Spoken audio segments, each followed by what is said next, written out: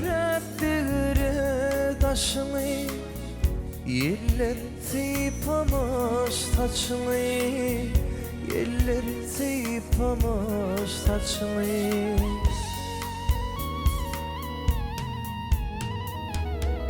Kanı bakkallar başını, min senin yanına geldim, yar senin yanına geldim.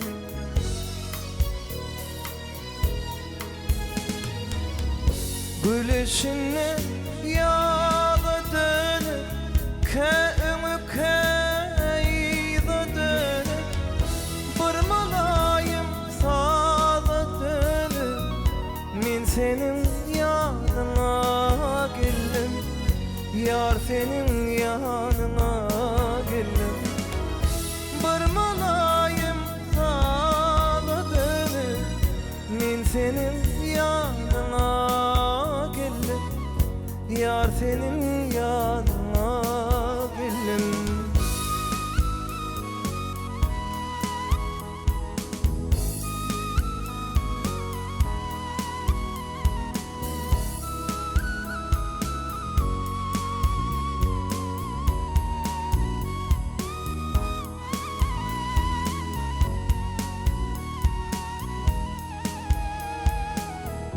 Göçüp serdin akıl kuşlar, bu baharlar batı boşlar, bu baharlar batı boşlar.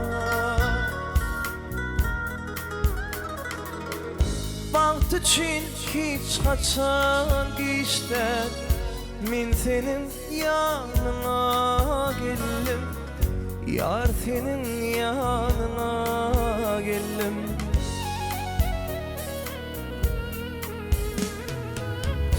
Gül içine yağı dönüp, köyümü köyde dönüp, vurmalayım sağa dönüp, min senin yanına geldim, yar senin yanına geldim.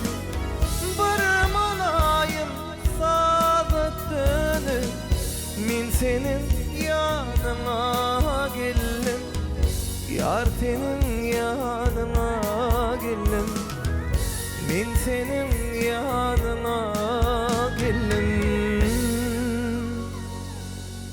Gül yüzün görmene geldim, yar senin yanına geldim.